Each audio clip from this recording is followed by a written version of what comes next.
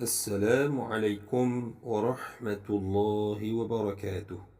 Alhamdulillah, kita bertemu lagi di dalam pelajaran Usuluddin tingkatan 5. Bab yang kelima, Al-Akhlaq wat Tasawuf, dan kita sampai kepada tajuk yang terakhir, iaitu Mustalahatus Sufiyah. Mi'yarut Ta'allum, kita akan bincangkan tentang mustalahat, istilah-istilah yang ada dalam ilmu tasawuf, istilah-istilah sufi, kesufian. Yang pertama al-mujahadah, dua az-zuhd, tiga al-qana'ah, empat at-tawakkul, dan asy-syukr. Dalam tajuk ini kita hanya membincangkan tentang takrif istilah-istilah yang tersebut dan juga ahamiyah, yakni kepentingannya, dan ada juga disebutkan ayat Al-Quran yang berkaitan dengan istilah-istilah tersebut. Dan apa yang lebih penting ialah bagaimana kita untuk beramal dengan ilmu at-tasawuf. Dan secara peribadi, bagi saya tidaklah membadai hanya kita mengetahui seperti ini, tapi bagaimanapun cukup baik untuk kita sebagai langkah mula, dan selepas ini kita mencari lagi meneroka, mencari guru dan sebagainya. Dan saya pun di sini akan membincangkan secara ringkas yang berkaitan dengan teks yang ada di dalam muqarrar ataupun silibus kita ini, insya-Allah. Tayyib, dengan nama Allah yang Maha Pemurah lagi Maha Penyayang, segala puji-pujian hanya kepadanya, dan selawat dan salam ke atas baginda Nabi kita sallallahu alaihi wasallam. Wa ba'du, adapun setelah itu terus kita masuk kepada tajuk Mustalahat As-Sufiyah min haisu ta'rif wal ahamiyah. Istilah-istilah dalam ilmu kesufian daripada sudut ta'rif dan juga kepentingan. Yang pertama adalah al-mujahadah. Mujahadah bermakna muharabatun nafsil ammarah bisu' bitahmiliha ma yashukku alaiha bima huwa matlabun fi syara'. Maknanya muharabatun nafs, memerangi nafsu, al-ammarah, nafsu ammarah, nafsu yang paling bawah, yang nak mengajak kepada kejahatan, kemaksiatan, bisu tu, kekejian, kemaksiatan, dosa dan sebagainya. Bitahmiliha, dengan kita nak membawanya. Ma yashaqqu alaiha, apa yang menjadi kesusahan, kesukaran yang mencengkam diri itu, mencengkam kita ini. Bima huwa matlubun fi syar', dengan apa yang dituntut dalam syarak. Mudah fahamnya di sini ialah kita adalah di dalam peperangan untuk melawan hawa nafsu yang mengajak ke arah keburukan, kemaksiatan dan dosa. Nak bawa dia sehingga kita dapat melakukan apa yang dituntut oleh syarak.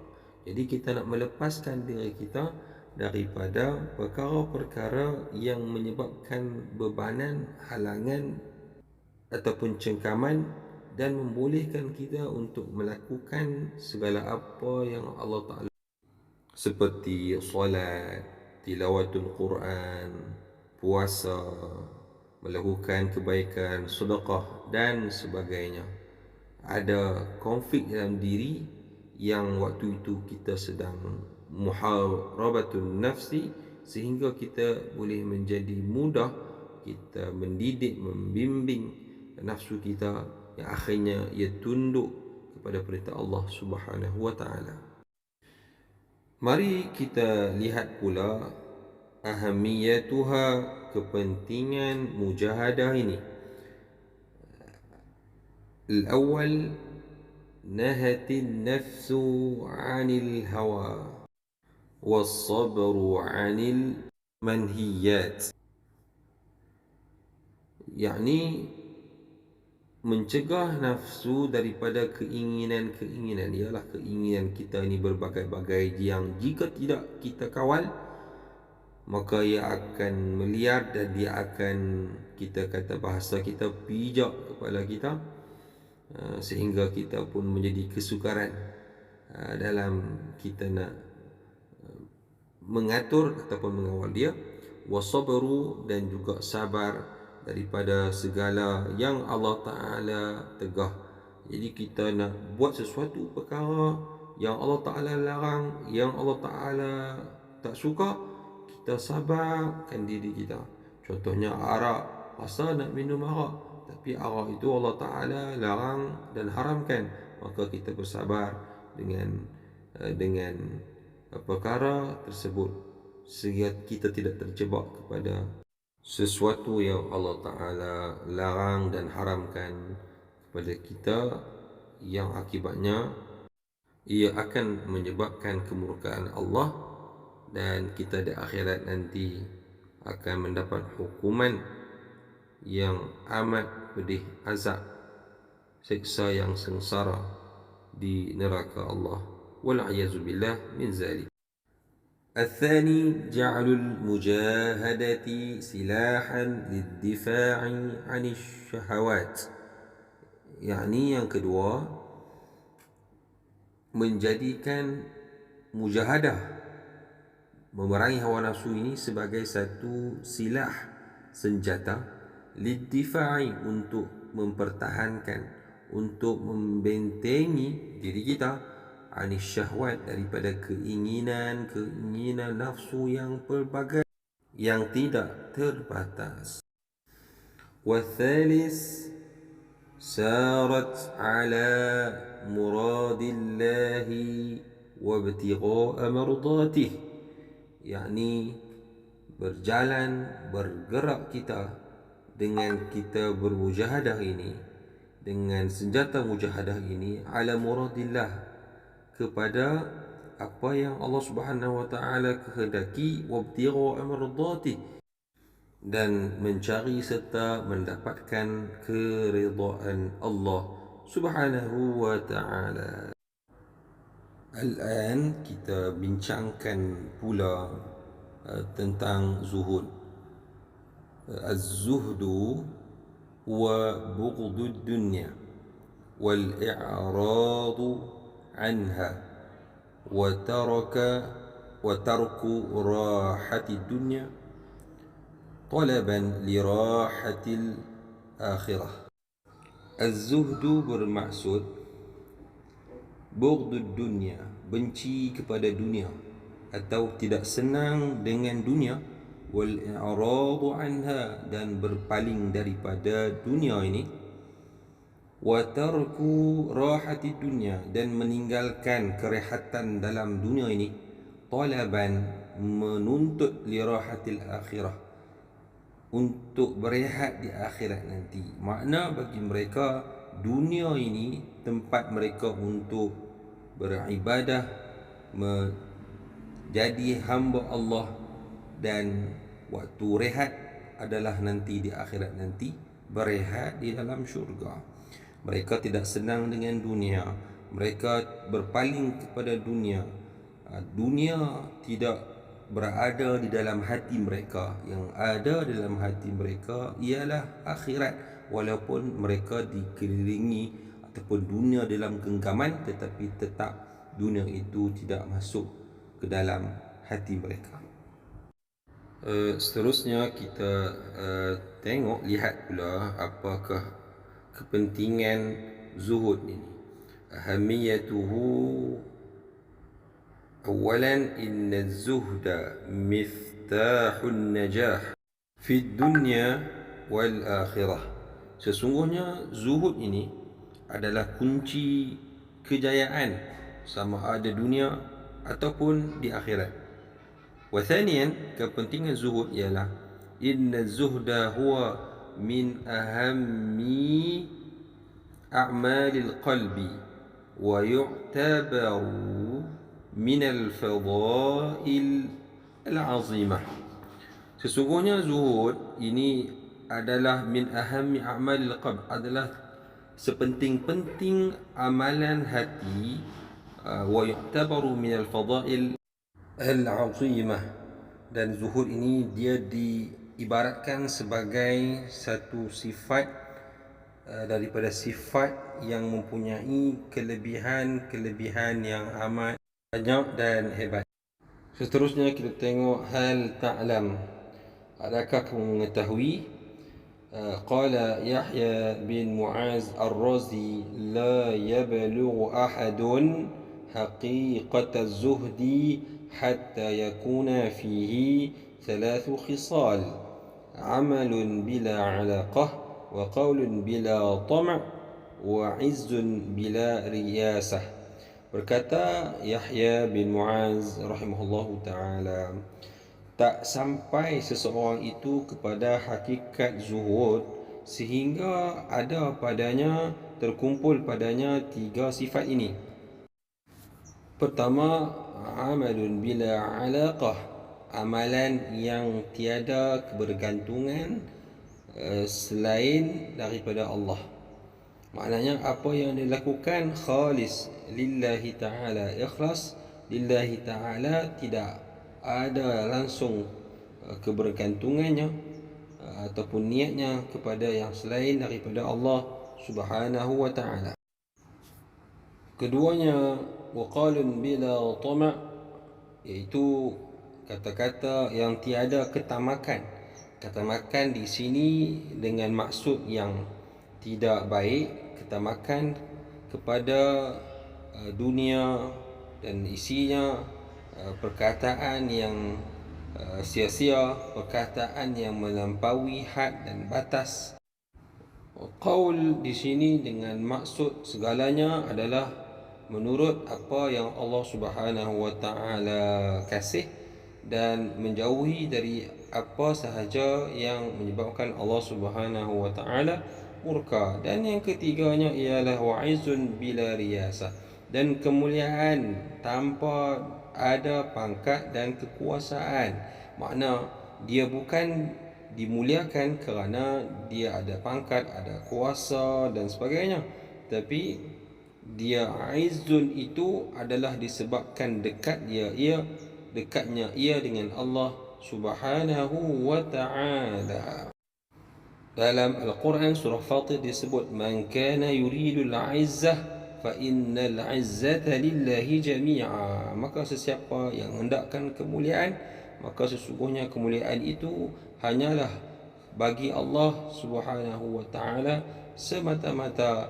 Allah Ta'ala lah yang muliakan sesiapa yang dia kehendaki dan menghinakan sesiapa sahaja yang dia kehendaki. Sekarang kita pergi ke makluman idhafiyah. Walaupun dia seumpama yang disebut di sini tambahan, tapi sebenarnya inilah partinya, iaitu terdapat kepada ayat Al-Quran yang kita akan baca. Semuanya bersandarkan kepada ini, asas pada perbincangan kita. Minal ayati al-Quraniyah allati dhukirat 'anil mujahadati waz-zuhri. Ayat Al-Quran yang menyebutkan padanya tentang sifat bermujahadah dan juga zuhud ialah untuk mujahadah.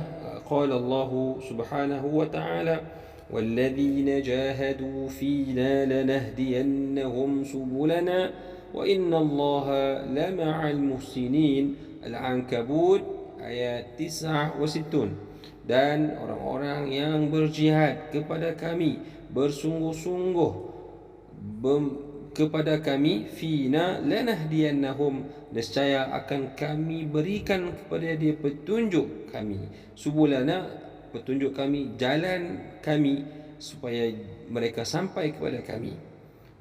Wa inna Allah la ma'al muhsinin, dan sesungguhnya Allah Subhanahu wa Ta'ala berserta bersama dengan mereka yang sentiasa melakukan kebaikan. Dan dalil Al-Quran yang membincangkan tentang zuhud ialah daripada surah Al-Qasas ayat 88, وابتغ فيما آتاك الله الدار الآخرة ولا تنس نصيبك من الدنيا وأحسن كما أحسن الله إليك إلى آخر الآية. Maksudnya, dan tuntutlah apa-apa yang Allah Subhanahu wa Ta'ala kurniakan kepada kamu daripada berbagai-bagai bermacam-macam yang ada di negeri akhirat. Wala tansa nasibaka minad dunya, dan jangan kamu lupa bahagian nasib kamu daripada dunia ini. Seimbangkanlah ya, jangan dilupakan terus, kerana dunia merupakan mazra'ah lil akhirah, ladang ke akhirat.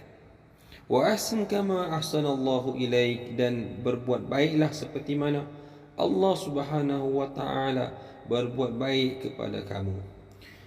Itu tentang zuhud. Al-Hikam atau Al-Sya'r.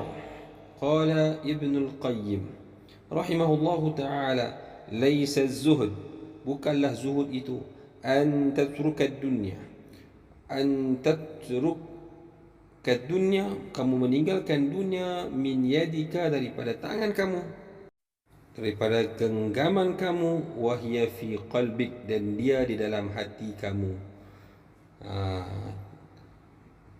Tak bermakna juga kalau tinggalkan dunia tapi duduk dalam hati ni sentiasa bersarang tentang keduniaan, inginkan dunia, duk teringat angan-angan nak dapat dunia dan sebagainya. Laisa kada. Wa innamaz zuhdu, dan sesungguhnya yang dikatakan zuhud itu, an tatrukaha min qalbika, kamu meninggalkan dunia itu daripada hati kamu, wahya fi yadik, tetapi dia hanya di dalam genggamanmu, bukan di hatimu.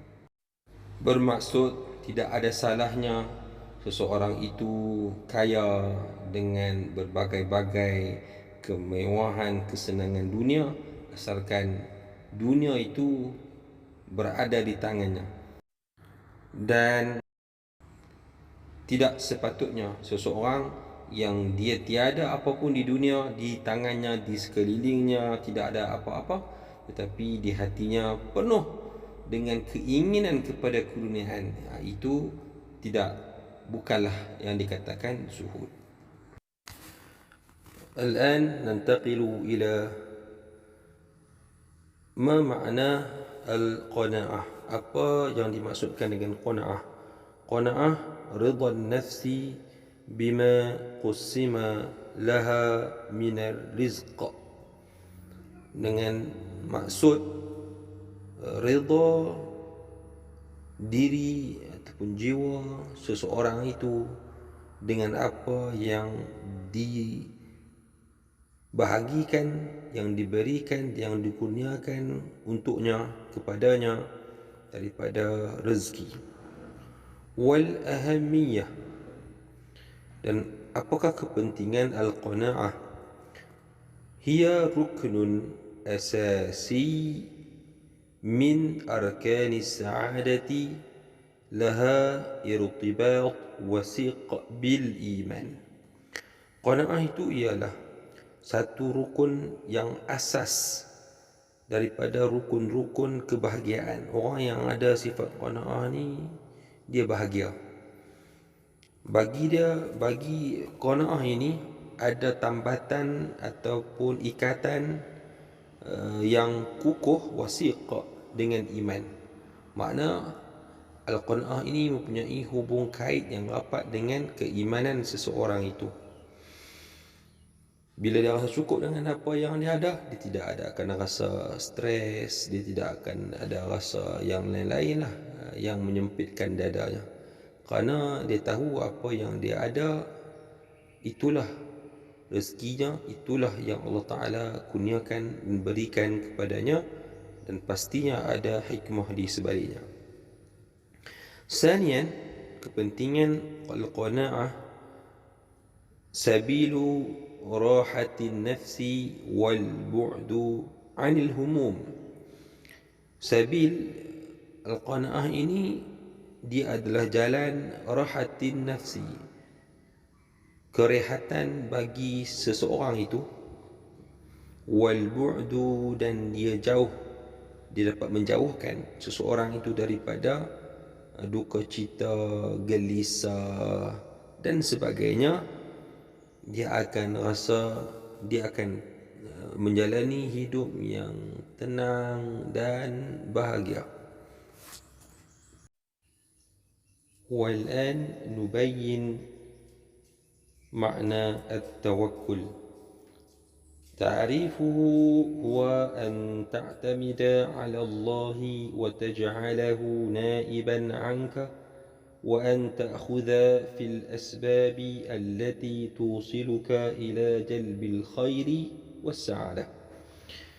Maksud tawakul ialah an ta'tamida, kamu berpegang teguh, ala Allah, kepada Allah, makna kamu serah pada Allah, wa taj'alahu, dan kamu menjadikan Allah itu sebagai ganti kepada kamu, hasbi Allah wa ni'mal wakil, ya, ataupun jadikan Allah Ta'ala itu sebagai wakil kepada kamu.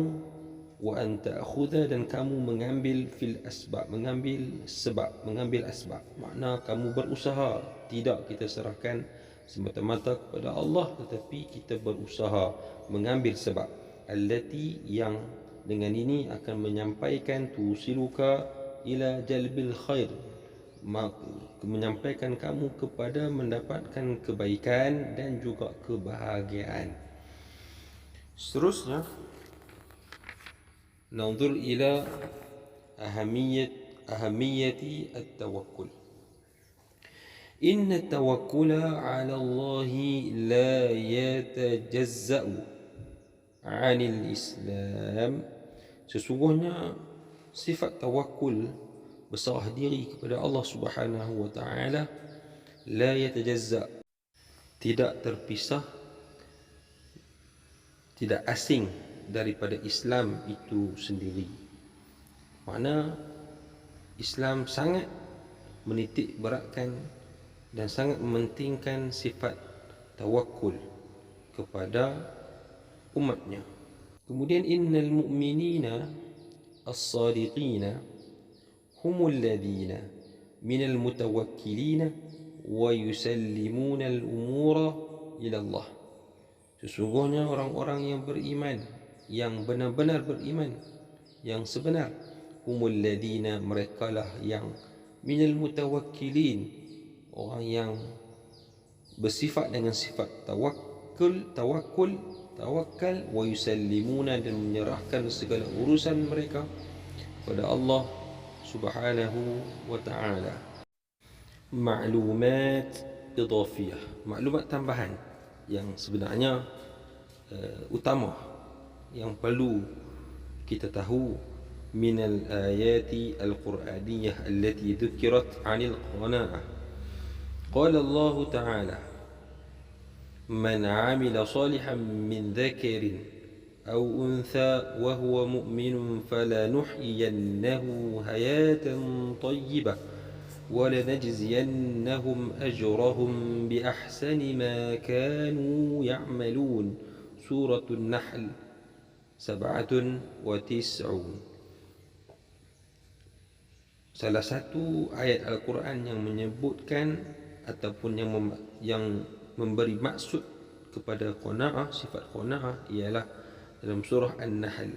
Man amila salihah, sesiapa yang dia beramal soleh daripada kalangan lelaki dan wanita, wa huwa mu'min, dan dia beriman, falanuhyiyannahu, maka kami akan hidupkan dia dalam keadaan kehidupan yang tayyibah, yang baik, walanajziyannahum, dan akan kami ganjarkan kepadanya dengan ganjaran bi ahsani ma kanu ya'malun, dengan ganjaran yang lebih baik daripada apa yang telah mereka kerjakan. yakni bukan sekadar berbaloi tapi lebih daripada berbaloi daripada apa yang mereka lakukan dahulu.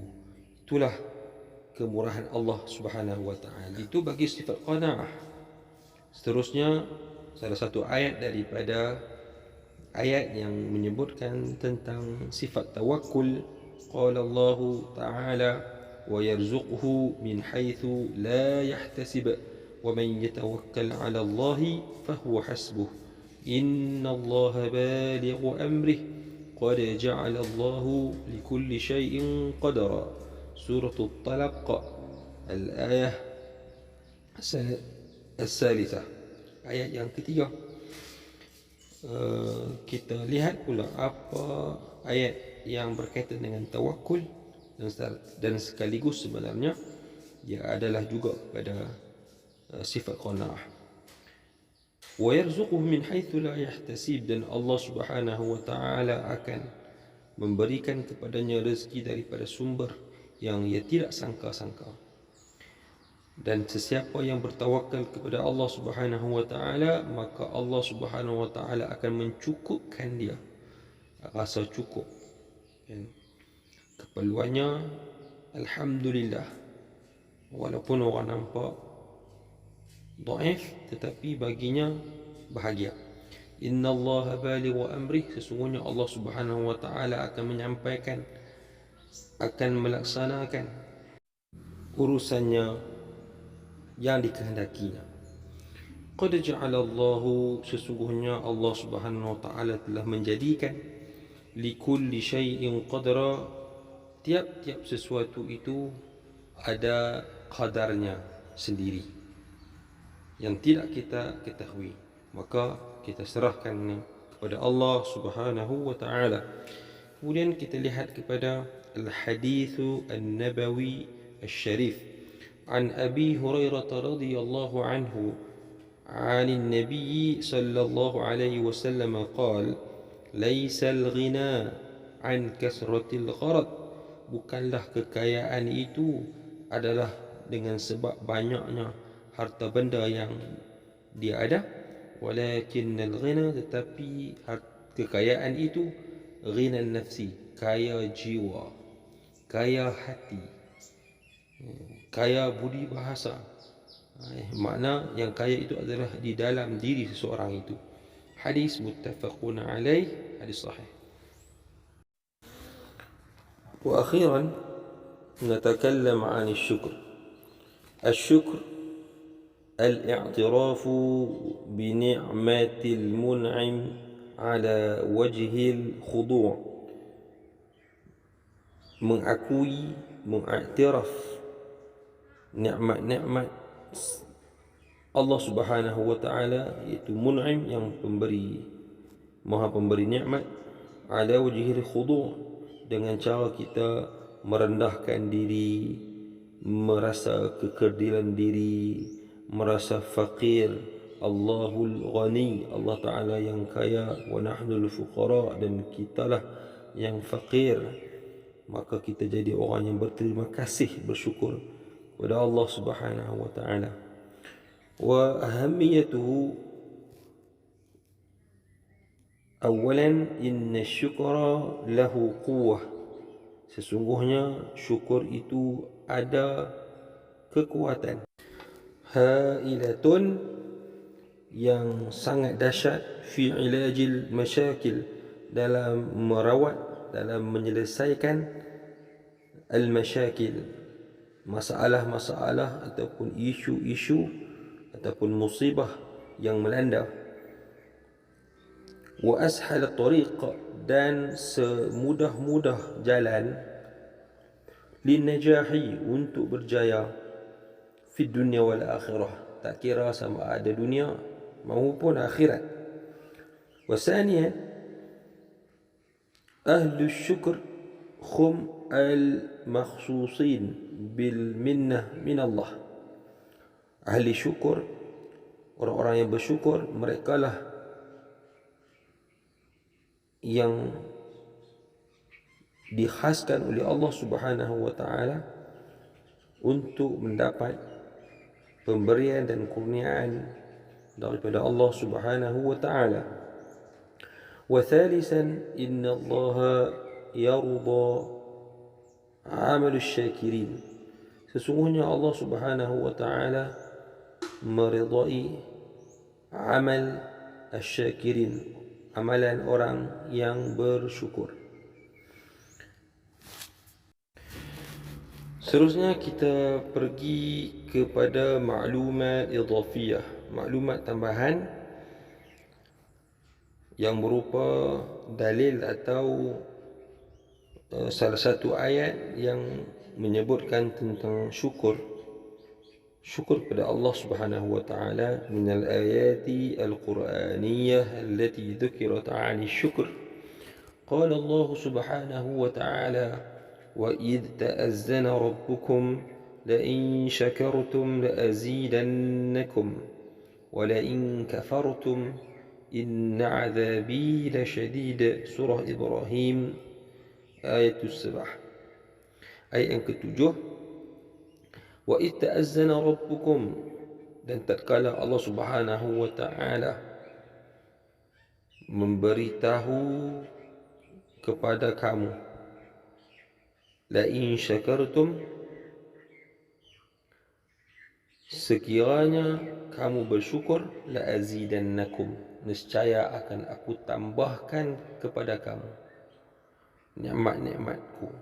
وَلَئِنْ كَفَرْتُمْ, dan sekiranya kamu kufur, إِنَّ عَذَابِي لَشَدِيدٌ, sesungguhnya azabku amatlah pedih. Kemudian kita lihat pula, هل تعلم إن العبد يشكر الله بذكر إحسانه الذي هو نعمته والله يشكر للعبد بقبول إحسانه الذي هو طاعته. Sesungguhnya seorang hamba itu bersyukur pada Allah Subhanahu wa taala dengan menyebut segala kebaikan Allah Subhanahu wa taala yang terdiri daripada nikmatnya, dan Allah Subhanahu wa taala berterima kasih kepada hamba yang menerima segala kebaikannya dengan mentaati Allah Subhanahu wa taala. Itu cara seorang hamba itu menunjukkan syukurnya dia kepada Allah Subhanahu wa taala. Maksudnya kesyukuran hamba itu kepada Allah Subhanahu wa taala disebabkan nikmat-nikmat Allah Subhanahu wa taala kepadanya, dan sebaliknya Allah Subhanahu wa taala syukur, berterima kasih kepada hambanya disebabkan kerana ketaatan yang dilakukan oleh hamba-hambanya. Sedangkan Allah Subhanahu wa taala tidak memerlukan kepada sesiapa pun kerana sifat Allah Subhanahu wa taala qiyamuhu binafsih, berdiri Allah Subhanahu wa taala dengan sendirinya, tidak memerlukan kepada zat yang lain. Dan terakhir sebelum kita menutup tirai, kita lihat al-qimah an-nabilah. Apakah nilai yang berharga yang disebutkan? Innal abada as-salih yashkuru bil qalil wal kasir. Sesungguhnya seorang hamba yang soleh itu dia mensyukuri dengan yang sedikit dan yang banyak. Tak kisah baginya, semua dia bersyukur kerana dia tahu semua itu adalah pemberian kurniaan Allah Subhanahu wa taala.